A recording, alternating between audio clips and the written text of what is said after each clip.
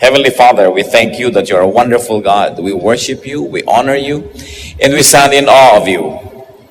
We are very, very appreciative, of God, of your wisdom, and we ask you to allow us to partake of that wonderful gift. Teach us to be wise. We thank you for the Bible, we thank you for the wisdom of Solomon, and we thank you, Lord, for all the collection of knowledge that is available to all of us. Pagalingin mo nawa kami, palakasin, patibayin sa pamamagitan ng iyong mga salita. As you bless us today, Father, we ask you to protect us from evil men and evil spirits, and we also protect our loved ones who are not with us right now. Let your holy presence fill our hearts and every space around us so that we may know, O Lord, that you are around, we may feel your love, and more than that, that we may be protected by you. Lead us, teach us, protect us even from lies and ignorance. In the name of Jesus our Lord, our teacher, our healer and friend, we pray.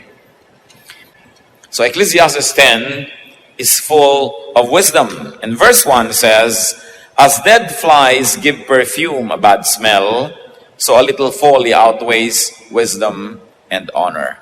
At yan po ay totoong-totoo dahil kahit anong ginagawa natin, konting dumi lang ang mapunta doon, nasisira ang timpla. In fact, kahit gaano kalinis ang inyong bedsheet, mapatakan lang yun ng anumang mantsa sa gitna o sa may gilid, hindi na siya malinis, marumi na. Kaya nakikita natin na kailangan mahalaga ang tao nag-iingat. Especially if you're honorable or if you have gathered some honor in your name, be careful with little slips and lapses. Because a dead flies give perfume a bad smell. Napakahirap bumuo, subalit napakadaling sumira ng anumang bagay. So, if you have so much to lose, all the more that people have to be careful. It goes without saying that if you like to indulge in and be free to do little follies, you must decide to remain ordinary and anonymous and nameless and faceless, because then people will leave you alone. But if people know you, they make life miserable for you. Kaya po yung mga naghahanap na maging sikat, mayaman, makapangyarihan, hindi nila alam kung minsan ang hinihingi nila na napakalaki ng bayad nun. Sabi nga ni Solomon, as the goods increase, so do those who consume them. So subukan ninyo na maliit lang ang income nyo, no relative knocks at your door. Pero pag lumaki na yung income nyo, nag-abroad kayo, nagkaroon kayong negosyo, dumarami mga kamag-anak nyo, pati yung mga hindi nyo kilala, tinutuntun kayo. Kasi mahirap yung nakikilala talaga. So, sabi niya, a little folly will destroy all that. Dahil pagka marami ka na naimpok, pagka marami ka na nabuo, pag maganda na ang iyong pangalan, maraming nais na sumira niyan. At lalo namang mahirap kung tayo ang sumisira sa sarili natin. Ang pinaka-relax po mga tao ay yung walang masyadong minemaintain na image. Yung hindi siya masyadong sikat, hindi siya masyadong kilala, hindi siya masyadong hinahangaan. At pagka nangyari yung mga ganun sa isang tao, humihirap ang kanyang buhay. Because you have to maintain so much. Kaya yung mga biglang yumayaman, tapos hindi mo naman maintain yung yaman mo, ang hirap na bumalik ka doon sa dati. Kaya dapat ang tao, kahit ang yaman niya ay pang number 10 rank na, dapat ang behavior niya pang number 6 lang o 7, para kung sakasakaling bumaba ulit yung yaman niya, hindi siya nahihirapan mag-adjust. At hindi sobrang nagpipiesta yung mga nainggit sa kanya. Kaya ang mga taong marurunong, kahit tayo umaasenso, hindi natin agad pinapakita yan, hindi natin ipinapahalata. At nang sa ganun, mas tahimik ang ating buhay. Pagka po ang mga tao ay naaangat kesa sa iba, malaking bigat ang kailangan niyang dalhin para siya manatiling nandoon sa kanyang pagtaas na yon. Ano po ang pwede nating matutunan mula dyan sa simpleng wisdom na yan? That there are many people who don't like naman to become popular, but they become popular. There are many people who like to serve the country, who like to serve their town or their province, and eventually they seek public office and they are thrown into the limelight. There are people who practice their craft, very good artists, who become very popular. Even in the Christian community, there are pastors and there are teachers and singers and artists who become more known than others. How can we help them? Let us be kind, or let us be kinder and gentler to popular people, to the so-called famous. And even sometimes, though it should not be happening, but it happens, even among religious circles, nagkakaroon ng mga star gospel singers, mga star teachers, mga star pastors. And especially if these people really never sought such status, we should be kind to them. That we should allow them to have a life and that we should not magnify even their errors, even their shortcomings. As the Arabs say, even a good horse must be allowed at least one fall. Kaya nakikita niyo po ang nangyayari. And people's actions can almost be predicted by their inclinations. Halimbawa, alam mong napakahilig sa alak dito, napakalasenggo nito, tapos hinayaan mo, hindi mo binantayan, hindi naman siguro unsafe to think na baka naglalasing siya. Kasi ang tao may inclination. At sabi nila, history repeats itself. Why? Because people will always be inclined to whatever they're inclined to. At yan ay sinabi ng Ecclesiastes 1:9. What has been will be again. What has been done will be done again. There is nothing new under the sun. Expect things to just keep on repeating. And Jeremiah 13:23, can the Ethiopian change his skin, or the leopard its spots? Neither can you do good who are accustomed to doing evil. How do we operationalize these teachings about inclinations? Hindi para mag-judge tayo na ito inclined to do that, therefore he will do that. Hindi po yon ang aking ipinopropose na gamit nitong verses na ito. Kundi ano? If you cannot love a person's past, then do not get committed to that person's future. Kung hindi nyo kayang tanggapin ang mga nangyari na ang nakaraan ng isang tao, huwag na lang kayo magbalak na makasama ng taong ito sa mga darating pang panahon. Kasi kung umulit yon, anong mangyayari? Hindi natin sinasabing surely uulit, pero sinabi sa Bible, the inclination has a great tendency to repeat. At ito po, lalong-lalo may kinalaman sa mga mag-aasawa. Sa iba sa inyo, hindi na ito topic kasi nag-asawa na kayo, nandyan na yan. Pero yung mga mamimili pa lang, kung hindi nyo kayang yakapin yung nakaraan ng tao, hindi nyo kayang yakapin kung ano siya ngayon, huwag nyong isipin na babaguhin siya ng inyong pag-ibig. Tapos pakakasalan ninyo at umaasa kayong mag-iiba siya. No? The past can very well resurface. The past can very well repeat. And love is acceptance, not reformation. Love is not a reformatory institution. Sabi mo, ayoko ng ugali niya na yun, ako rin ang ugali niya yun, pero oras na umibig siya sa akin, babaguhin ko siya. Maramang na kayo'y mabigo. So dapat yung tao, bago mo palang piliin na mapangasawa, o kaya bago kayo magpasya na makasama sa negosyo, makasosyo, o bago kayo magpasya na makasama nyo sa inyong binibiling duplex, o kaya ay maging roommate, o kaya ay makasama sa kung ano man na partnership, dapat natanggap nyo na yung at least 85% to 90% ng kung sino siya, para wala na kayo masyadong maraming struggle pagka dumarating yung mga ayaw ninyo sa buhay. And it is easy to recognize a fool by the way he lives his daily life. So if you don't like the way the person lives his or her daily life, it's very probable that you will not love the way he lives his week, his month, his year, his entire life. So titingnan nyo lang kung paano siya nabubuhay sa pang-araw-araw. At kung yan ay matatanggap nyo, well and good, sigurado hindi na kayo magkakaroon ng malaking sorpresa sa buhay. At natanggap nyo na yon, therefore handa na kayo sa ganung bagay. It is important that we accept one another. At isa pa pong pag-operationalize ng verse na ito, kung kayo magulang, kayo ay kuya, kayo ay may otoridad sa mga bata, may kanya-kanya talagang likas ang tao. May kani-kanyang inclination, may kani-kanya na hilig sa buhay.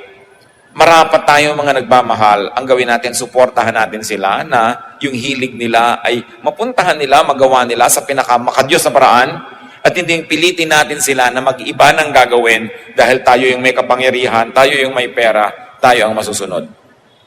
May kasabihan ng matatanda, kung saan nakahilig, ay doon bumuwal. Kung saan daw nakahapay ang puno, ay doon siya bumuwal. Alam nga namang nakaslant dito yung puno, ay expectin mo dito siya matumba. Doon siya pupunta. Huwag nating laging ibahin ang ating kapwa. Tayo'y nilikha ng Diyos, meron siyang purpose, meron tayong definite giftings, meron tayong pagkatao na unique to each one of us, kaya dapat hindi tayo over-domineering and we should not dominate one another. Ang Diyos na may karapatan at kapangyarihan at kakayahang idomina tayo, hindi niya tayo dinodomina binibigyan niya tayo ng free will. So bakit kailangan magkaroon ng mga dominanting tiya, dominanting kuya, dominanting ate, dominanting nanay, na lahat na lang umaandar pag kumukumpas siya, lahat na lang ng kailangan mangyari siya, magpapasya kung kailan mangyayari yon. Mga kapatid, kung kayo ito, mag-isip-isip tayo, let us not make the people around us miserable. Igalang natin sila at bigyan natin sila ng puwang kung paano sila lalago, paano sila magiging tao in the way that they were designed and made by God, in the way that they like, and in the way that will give them fulfillment. Not in the way that will please our standards. Kung anong gusto nyong gawin, gawin nyo sa buhay ninyo. Of course, we may suggest to others, we can give an inspiration, we can give some guidance, but we should never live people's lives for them. And we must never ask them to live their lives for us, or our lives should never be lived by them. Kailangan binibigyan natin ng laya. At ito po napaka-importante, lalo sa ating society na masyado tayong traditional, talaga yung authority ng mga magulang, gano'n na lang, which is nice because most of the time parents are correct, but definitely not all the time. Kaya binibigyan natin ng puwang ang ganyang mga bagay.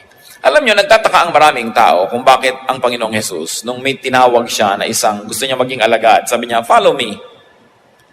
Sabi nung tao, ililibing ko pa po ang tatay ko dahil namatay. At sabi ng Panginoong Jesus, let the dead bury their own dead. Very, very few people appreciate what it can really mean. That the Lord Jesus and His ministry was dedicated to setting people free. And you know, during the time of the Lord Jesus, before that, and even after that, the fathers or the mothers, the family system, the elders, really lorded it over everybody else in the family. At isa sa mga very strong suppressors, isa sa mga talagang oppressors, no? At mga dominant forces in the universe was your elder. But the Lord was saying, let the dead bury their dead. It is a very, very deep way of saying, be free from being needlessly controlled by your father. And now that he's dead, controlled ka pa rin niya. No?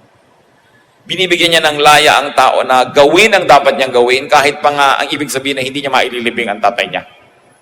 Siyempre, mga theologians, maraming reading dyan, ano? Pero tingnan ninyo, na the Lord was cutting vertical powers that oppressed people. Yung mga vertical powers na yan, marami. Yung economic power, the rich lording it over the poor. Kaya ang tinuturo ni Lord, sabi ng isa, Lord, gusto ko pong sumama sa inyo, ano bang dapat kong gawin? Sabi niya, well, sell your wealth and give them to the poor. Ang concern ba ni Lord ay para may donation? I don't think so. His concern was, you like to be with us, be one like us. Kasi ang yaman-yaman mo, most of the people here are so poor, so magiging amo ka lang dito. So you really want to be with us? Be like us. Kinakat niya yung power ng mga rich over the poor. And one of the things that the Lord was teaching the poor was, don't be impressed by wealth and don't chase it. At kung hindi kayo impressed sa wealth, hindi nyo hinahabol, hindi kayo maapi na mayayaman. No? Kaya ka lang naman naapi kasi susunod-sunod ka, bubuntot-buntot ka, gusto mong mawin yung favor niya. Of course, another power that was oppressing the people was too much control from the temple. Sobrang naging powerful ang religious elite. Kaya ang sabi ni Lord, nung may mga nagtatanong, how shall we pray? Sabi niya, when you pray, go to your room, close the door, and pray to your Father in secret. Kaya sabi niya, go to the temple. Inilalayo niya ng konti yung mga tao dahil sobrang nakukontrol ng religious system. Isa pang nag-o-oppress were men oppressing women. Kaya nung si Martha, sabi niya, yung si Mary, hindi pa nagpupunta sa kusina. So, trabaho ng babae, bakit na nagpupunta sa mga palakihan? So, he was changing the way women were. At sa mga aping-aping mga bata, hindi sila kasali sa mga social media. Kaya mga bata, hindi nila natin Jesus, nagbalit ng mga disciples because it was against tradition. Because children were nobodies. But what did Jesus do? Sabi niya, huwag niyong pigilin ang mga bata. To such as this belong the kingdom of heaven. Tapos kinalong pa niya at binless niya yung mga bata. Pinawalan din niya yung bata from being nobodies. So, kinakat niya yung mga yan. At isa sa mga kinat niya, yung power sobra ng mga elders ng family sa pagkontrol sa kanilang mga anak-anak. Kaya sabi niya, mother will go against daughter, daughter against mother. The Lord said that. Hindi para guluhin ang mundo, kundi para ayusin ang mundo. Para palayain ang mga taong sobrang na-oppress ng gender, ng economic system, ng mga family hierarchy, pati ng government hierarchy, pati ng church hierarchy, pinapalaya niya kasi yung konting-konting tao na nasa ibabaw ng buong social system, sila lang ang nag-enjoy sa buhay. Sila lang ang nasusunod. Yung gusto lang nila ang nakakapangyari. So, ano sinasabi natin dito? At kinalaman ito, dito sa sinasabi ni Solomon, huwag kayo mandumina. Usually sa pamilya natin may sobrang mga dominant, no? Yung laging ulam na gusto nila, yun ang laging lulutuin. Kung ayaw nila ng radyo, walang magra-radyo, di ba? Kung gusto nila may radyo, nabingin ang lahat dahil nagra-radyo sila. Dapat bigayan. Dapat ipinapasa mo rin sa iba yung remote, no? Hindi ikaw lang may hawak, gusto mo ilipat ka ng lipat. So, anong ginawa mo sa buhay para ikaw lang, kung ba ikaw may hanap buhay? Kung ba ikaw yung may pera? So we should set people free. And especially husband and wives. Lalo't kayo kasal na, yan ang asawa ninyo, tanggapin nyo na. Para madali-dali ang buhay nyo. No? Huwag nyo nang laging ambisyonin baguhin niya dahil pinakasalan nyo, ganyan na yan no? So, tanggapin nyo na. At tayo naman, kung gusto nating paligayahin yung mga nagmamahal sa atin, let's try to accommodate them. Tayo yung mag-adjust, tayo yung magbago. Pero hindi yung iba ang dinodominate mo para magbago sila. Iba naman, pag nagvo-volunteer siya magbago, para lumigaya ka no? So, dapat yung tao naman na nagvo-volunteer, pero wala naman dapat pumipilit sa kanya. Tatahimik ang mundo pagka sinunod natin ang mga karunungan na ito ni Solomon. Ecclesiastes 10:4, if a ruler's anger rises against you, do not leave your post. Calmness can lay great errors to rest. Pag daw nagalit sa iyo ang nakakataas, huwag ka agad mag-resign, huwag ka agad tumakas, huwag ka agad umiwas. Bakit?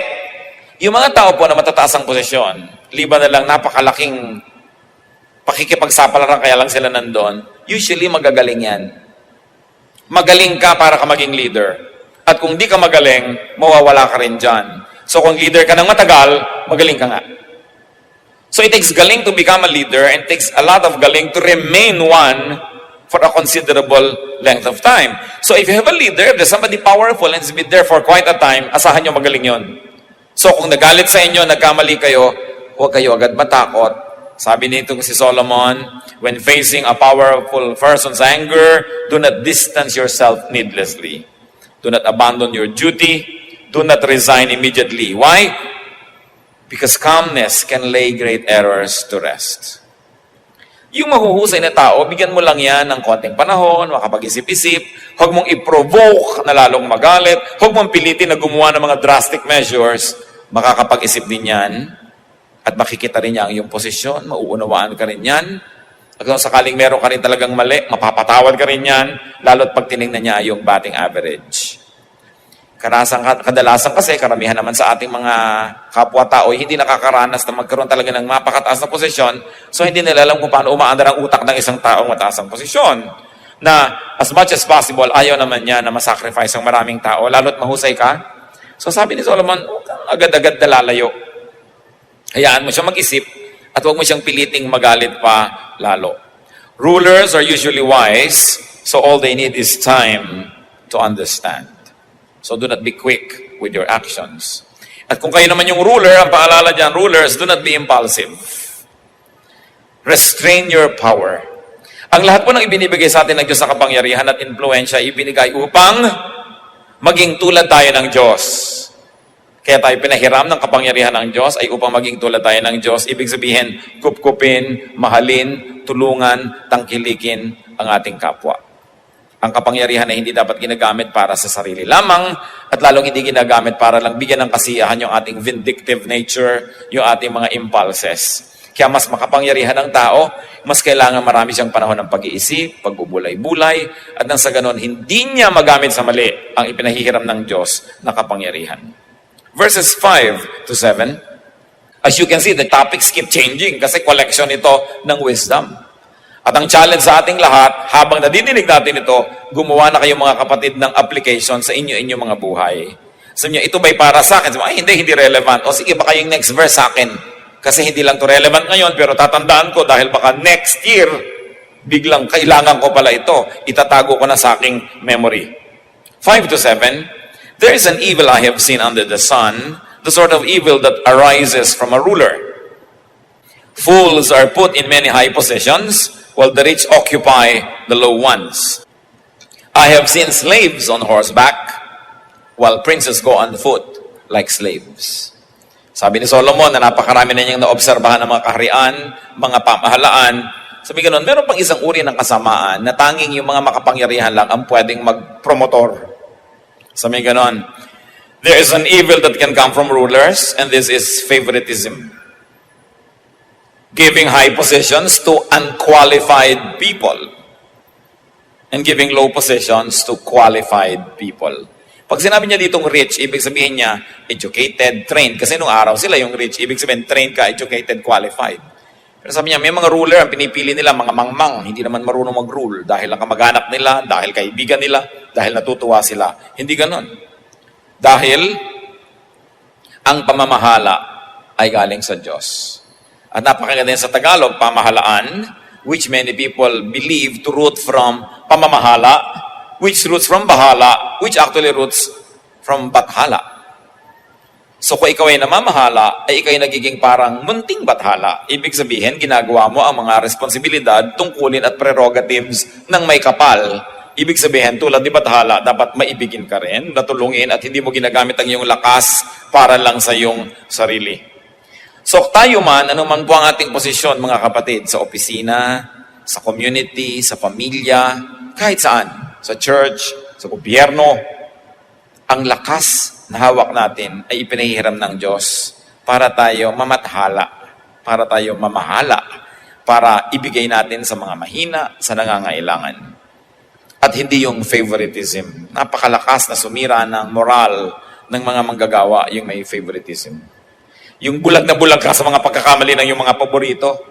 At pagkatapos kitang-kita mo naman yung pagkakamali ng mga hindi mo paborito. Hindi ganito ang nais ng Diyos. Lalo't lalo'y binibigyan tayo ng kapangyarihan. Verse 8, whoever digs a pit may fall into it. Whoever breaks through a wall may be bitten by a snake. So kung sino naman daw po ang naguhukay ng mga patibong ay malamang na siya ang mahulog doon. Tulad ng mga naglalagay kuminsan ng mousetrap, sila rin ang naiipit, no? Pag hindi sila nag-iingat.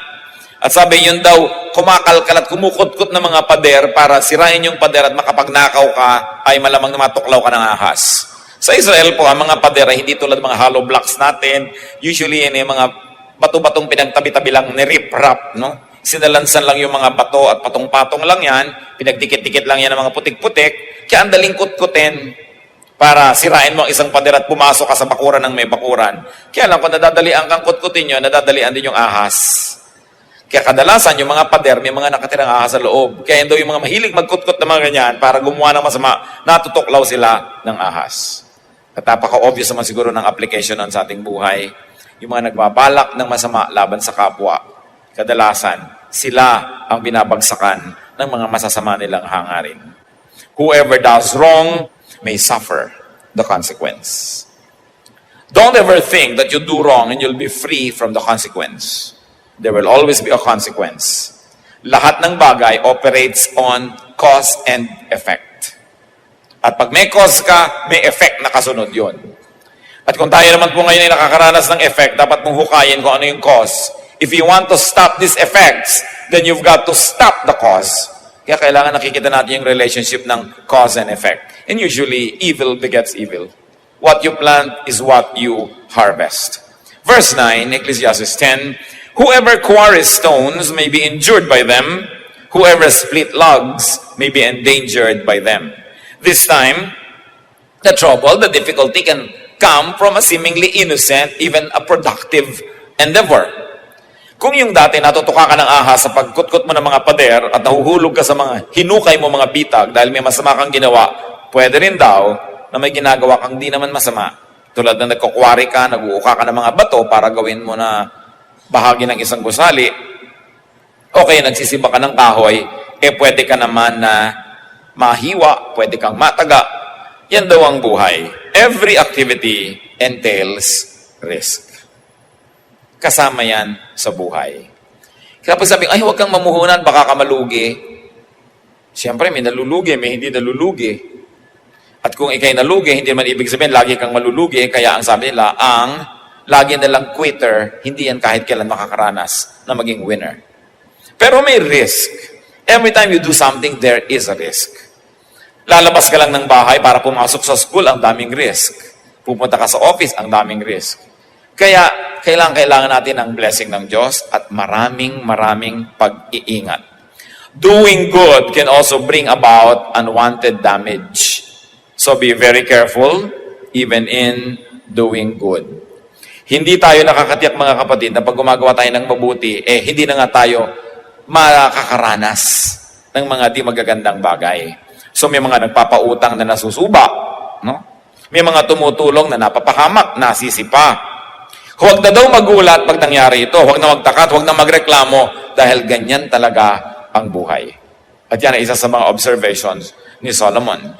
Verse 10, if the axe is dull and its edge unsharpened, more strength is needed, but skill will bring success.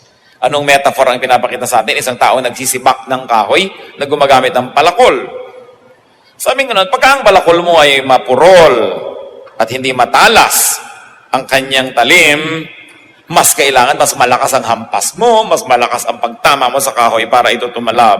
Pero, kung skillful ka, ay pwede mong mapagtakpan ang kakulangan ng iyong kagamitan. For obvious reasons, sabi nga nun, if you use a dull axe, expect to work harder. Anong application niya sa buhay natin?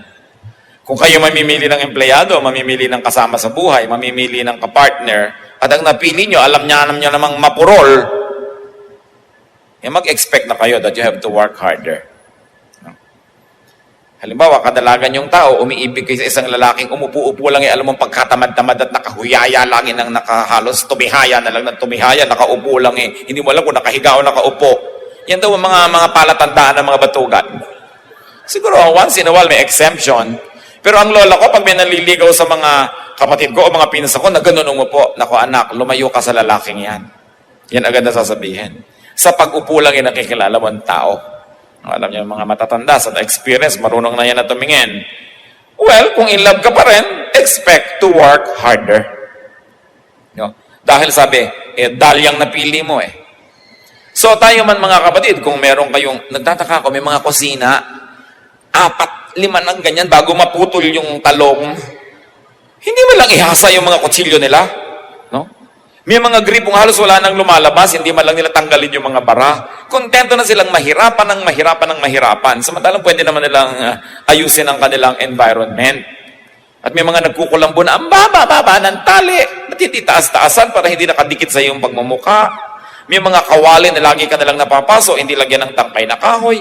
Ang daming bahay miserable, mga timbang walang handle. Ang mura-mura naman na bumili ng kapalit nun, kakahawak mo na lang, nakuba ka na. So maraming buhay miserable just because people don't improve their environment. May mga bahay, iisa ang tabo. Tabo sa lababo, tabo sa banyo, tabo sa paglalaba. Yung tabo, nag-aaway-away na dahil sa tabo na ito. Ang mura-mura, hindi damihan. Things like that, no? Ang dami-daming mura naman, pwede niyong damihan. But sa mindset Because there are people who don't even think of improving their lives, though they can very well afford to do so. Mga bahay na dadalawa ang doormat, laging basa, wala kang pamalit, pag kami natapon, paano ba ang mura-mura ng doormat? O kung meron kang 15, 20 nakastock dyan, feeling rich ka kahit na ang mura-mura nun. So sabi niya, if the axe is dull and its edge unsharpened, more strength is needed. So, ganun din ang pagpili ng karir. Pag hindi nyo gift, then you are dull. Then you have to exert more effort. So if you want to get the most out of life, operate in your area of strength. But if you insist on operating in your area of weakness, just expect to work harder. At sa mga pumipili po ng mga workers, mga empleyado, mga tauhan, you've got to pre-screen your workers well, your partners, even your spouses. Because if they are dull, you have to work harder. Kaya bago ibinibigay ang ating commitment to somebody, dapat nag-iisip ka mabuti. O kaya, just accept the consequence. Be ready for the consequence kasi pinili mo yan But very importantly, brothers and sisters, sharpen your axes. Improve your skills. Improve your systems. Improve your tools.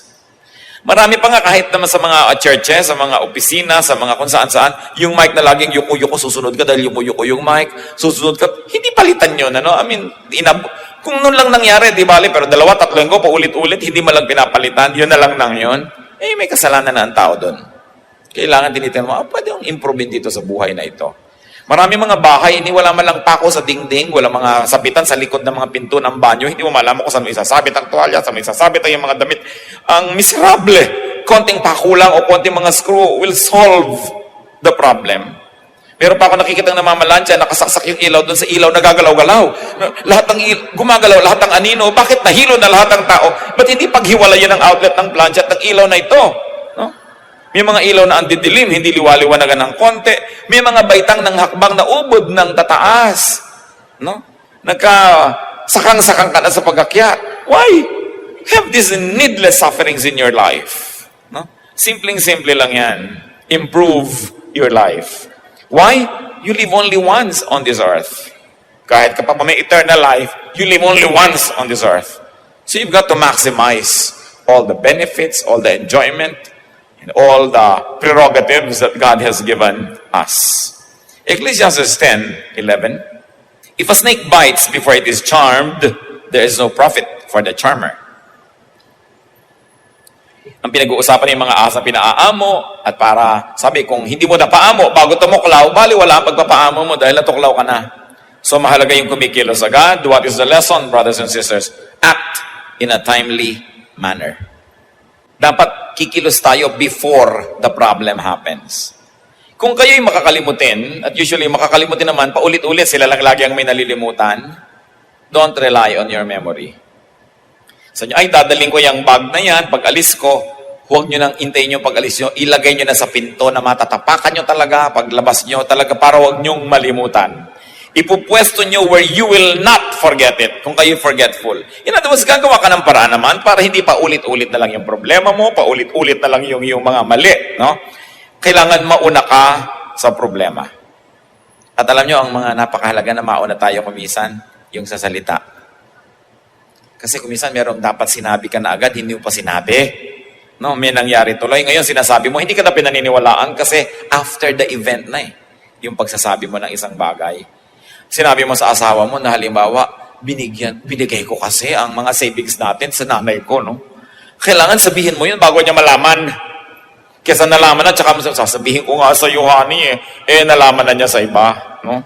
So nahuli ka na, kailangan maagap ang tao. Kung merong problema, nauuna ka, at least several steps ahead of it, then you can still channel and somehow control the course of events.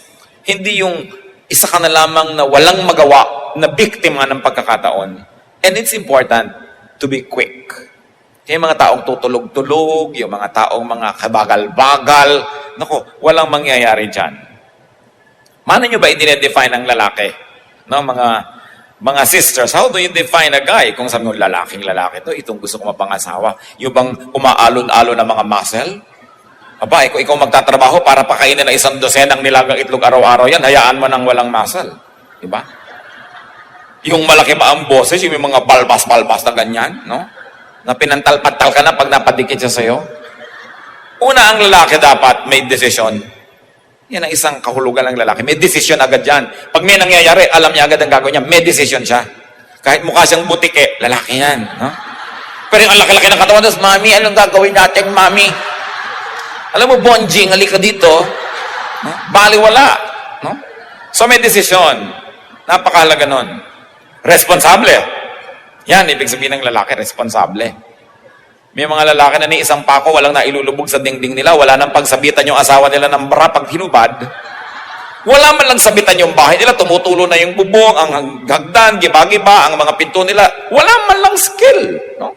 Kailangan responsible, skilled, may desisyon. Yun. When you have that, kahit anong itsura ng mukha, gugwapo na rin yan. Pero kung gwapo nga yung mukha, tapos wala naman silbi. No? Ganon din yung babae, ang ganda-ganda, tapos hindi marunong manahi, tanggal-tanggal na yung mga ganyan mo, wala man lang alam, kundi magpakyut at magsuklay. Kaya mga tao hindi sumasaya kung minsan sa marriage sila, ang mga hinahanap nila pang ibabaw. No? Yung pang ibabaw, pare-pareho na lang yan pag madilim. Ang mahalaga, may karakter ang tao. Ang mahalaga, meron siyang desisyon, meron siyang magandang pasya. At yan ang tinuturo sa atin ng Ecclesiastes. Basahin yung mabuti. Ang dami-dami nating makikita, kahit pasabihin mo na, ay, huli na, nag-asawa na ako, may partner na ako, mai-improve pa rin ang mai-improve. Kasi ipinapakita din yung nature ng tao. At kung paano tayo makikiayon, makikisalamuha, at makikipagmabutihan sa ating kapwa. So, kailangan timely manner. Napakahalaga na mabilis kumilos ang isang tao, hindi yung kebagal-bagal, parang slow motion. Listo. Yan, mahalagang karakter. Yan ang mga hinahanap nyo sa mga pangasawa ninyo. No? Hindi yung mga looks lang. Isang aksidente, naiiba yung looks na yan. Napakadali at napakarupok ng kagandahan. Napakadaling masira yan. Hanapin yung karakter. Ngayon, kung mabuti pa yung itsura niya, bonus na yan. Pero it's so easy to fall out of love of a good-looking person who is good for nothing. Hindi ka malang ma-inspire, hindi ka ganahan. Ecclesiastes 10:12-15. Words from a wise man's mouth are gracious, but a fool is consumed by his own lips. At the beginning, his words are folly. At the end, they are wicked madness. And the fool multiplies words. No one knows what is coming. Who can tell him what will happen after him? A fool's work wearies him. He does not know the way to town. So, it is unprofitable to listen to foolish people. Dear ones, one of your most important duties to yourself is to assess people who are close to you and determine if they are wise or foolish. Not to judge, keep it to yourself. Because if you know that a person is foolish or wise, you will know exactly how to behave with that person. And it is unprofitable to spend a lot of time with foolish people. And one mark of foolishness is saying too much. Don't mistake foolishness with lack of education. There are many, many well-educated, well-trained people who are still foolish. Those who say too much, those who say more than necessary. At alam nyo yon, when they reveal more than what needs to be revealed, especially about other people, when they have comments beyond what is useful to hear, you know that this person is a fool, talks too much. Yung maraming sinasabi, it doesn't mean talks too much. Kung lahat ng sinasabi niya may sense. Kaya dapat na uunawa natin yan. Fools multiply words. They begin with nonsense, according to the Bible, and they end in disaster. In contrast, wise people divide and limit words. Kaya nakita niyo po, ang mga pinaka-powerful words are aphorisms, short quotes, mga salawikain, proverbs, very powerful, very few words, but the impact is so much, no? Hindi yung ang daming sinabi, at the end of mo, teka, ano nga bang point mo? Parang ano nga bang gusto mo sabihin? Sa dinami-rami ng sinabi mo, wala akong maintindihan. So, madaling malaman. Tayo rin po pwede nating improve yung sarili natin by trying to speak less. Especially when there's nothing good to say, don't say anything. Yung may patay, isa sa mga pinakamahirap na event, may patay, yung pupunta ka sa patay, dala-dala ka nung anak o asawa. Ano sasabihin mo? Parang natutulog lang, ano? Nakabarong Tagalog, parang natutulog. What nonsense! May bulak sa ilong, natutulog. Kung nakapadyama siguro at may yakap na unan yung patay, pwede mo sabihin, wow, parang natutulog lang siya. Marami tayong mga sinasabing walang kabuluhan. So kung wala tayong mabuting sasabihin, just be quiet, just be there. Your presence is enough speech. But sometimes by opening up our mouths, we only expose our folly and we advertise our ignorance. At kahit wala kayong kaalam-alam, by keeping quiet, you might be mistaken for a wise person. So mas mabuti yung nananahimik ng konti. No one knows daw the future. At kung bigla-biglang pinag-usapan yan, ay ibig sabihin lang ay, don't be too obsessed with knowing details of the future. According to Solomon, fools exhaust themselves. Foolish people wear themselves out. Napapagod ng walang katuturan, walang kapararakan, walang kahulugan ang mga pagpapagod nila sa buhay. Sabi, yan ang ibig sabihin ng mga foolish people. They cannot even find their bearings. They cannot chart their direction. The metaphor used was they cannot find their way home. They cannot find the way to town. Madali silang maligaw, pero hirap na hirap silang bumalik sa tamang landas. Avoid fools. They will drain you. If ever you will interact with fools, just do it out of charity. To guide, to love, to help, but do not associate very closely. Kasi nakakahawa yan. Nakakahawa maging ang mga kahangalan ng tao. Kasi tayo parang mga sponge tayo Kung saan tayo ibabad, tatablan tayo nun. Kaya nag-iingat tayo. Ecclesiastes 10:16 to 17. Woe to you, O land, whose king was a servant, and whose princes feast in the morning.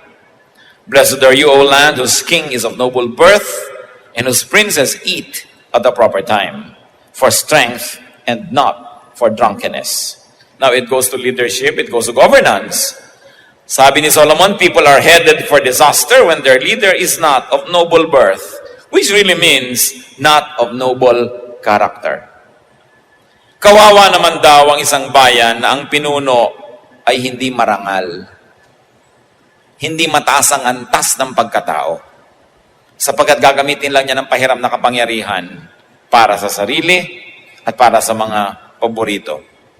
Kawawa daw ang isang bayan na ang pinuno ay hamak ang pagkatao. Hindi siya hamak ang bulsa, hindi hamak yung economic situation, yung character. At makikita nyo yan, may mga tao kayong hahangaan sa sabi, napakataas naman ang pagkatao nito. At meron naman talagang hamak na hamak. No? Yung parang kulang na lang maging hayop ang asal, ang ugali. So anong tinuturo sa atin dyan? People are blessed if their leader is of noble character and does not indulge in too much pleasure. How do you operationalize that, brothers and sisters? Choose your leader well. Especially in a democracy, you have to choose your leader well. Kasi kawawa ka pagkahamak ang ugali ng naging leader mo. No? Choose who you follow. Because who you follow can affect your life in great ways. Kailangan pinag-iisipan yan. At kung tayo naman ay walang nobility of character, wala tayong noble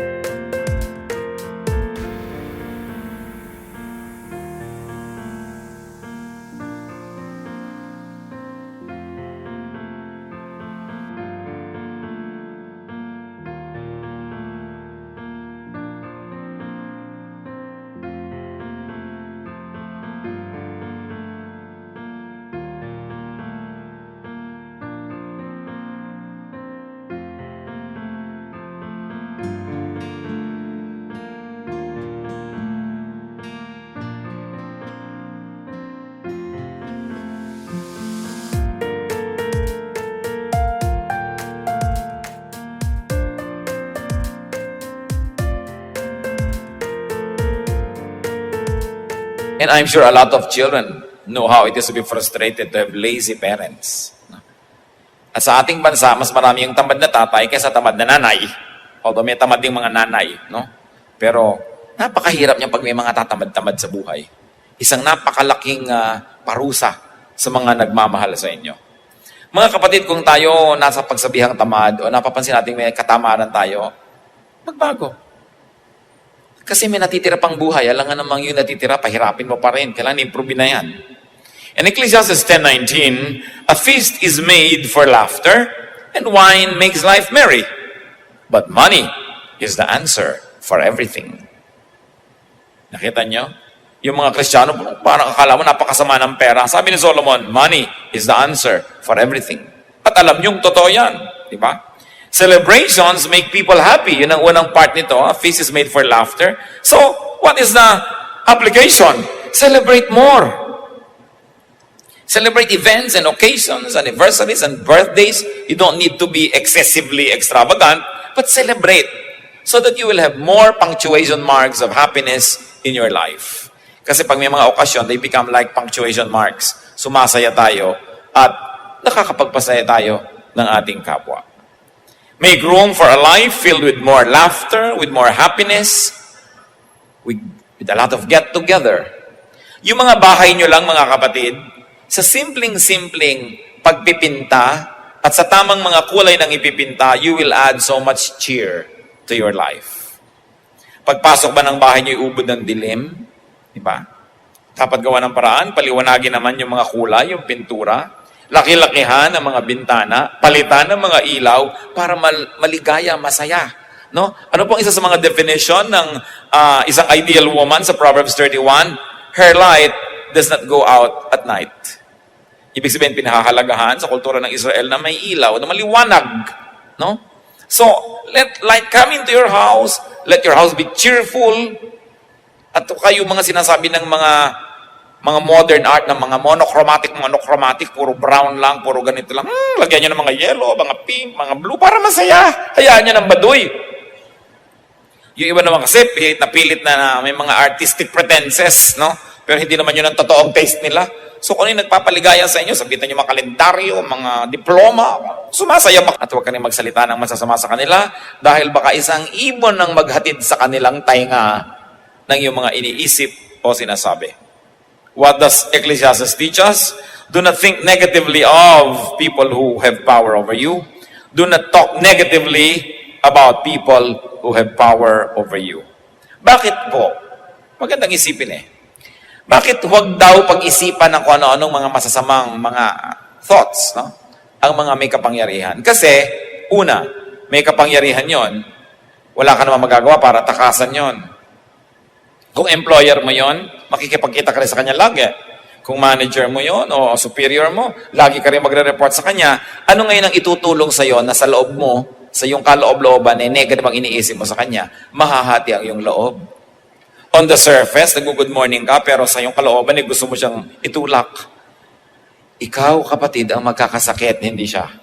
Kasi hati ang loob mo. So sabi, kung nandyan na yung tao na yan, talagang kailangan kang makituko sa kanya at may kapangyarihan siya, maano bang huwag mo nalang pag-isipan ng masama para yung kalooban mo ay mapanatag, hanapin mo yung mabuti sa kanya para may pleasure ka in obeying this person. Hindi yung na-pressure ka lang, pero susundin mo rin naman, pero masama ang loob mo. So ba't hindi mo nalang luwagan ang loob mo para sa iyo ikabubuti? At sabi, huwag kang daldal ng mga masasamang salita tungkol sa mga taong may authority over you. Makakarating at makakarating yan. Especially do not say these things in a vegetable garden because potatoes have eyes and corns have ears. So maikukwento ka, malalaman yan, pipick upin ng mga mahangin at dadalhin doon sa tao. Wala pong naghihintay na mabuti sa isang taong katsang ng katsang laban sa mga taong may kapangyarihan naman sa kanya. Kasi mamaya siya ang magsasuffer ng kanyang mga kadaldalan. So be wise. And if you could psych yourself up into liking the people that you cannot get off your world anyway, then you're in for a happier life. Remember, you change your situation to be happy. But the situation you cannot change, you change your attitude so that you can be happy. At the end of the day, if you're happy, then you're the winner. Kaya kailangan, mahalin natin yung mga nandyan naman at hindi pwedeng tanggalin sa buhay kaysa reklamo ka ng reklamo.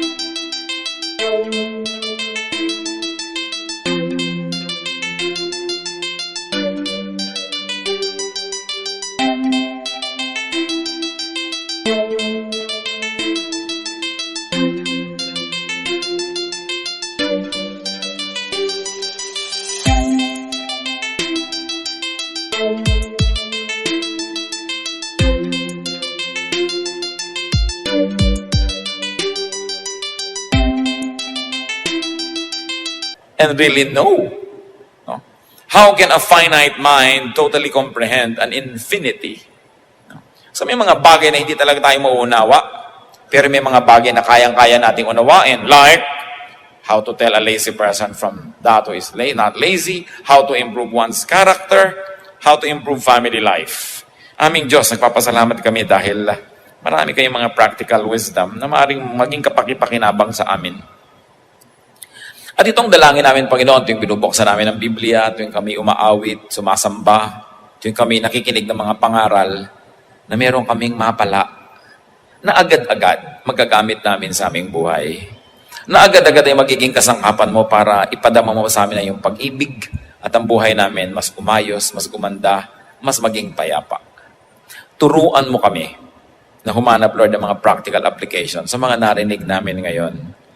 If we made any application, Lord, that is not in conformity with your truth, convict us. Gusto lang naming hanapin ang inyong katotohanan, Panginoon, at nawa ito'y patuloy niyong ipagkaloob sa amin. Magbulay-bulay tayo, mga kapatid, tulad ng ating nakagawian. Bali, wala na pakinggan ng mga salita ng Diyos kung hindi naman natin i-apply. So magbulay-bulay tayo, hingin natin sa Spirit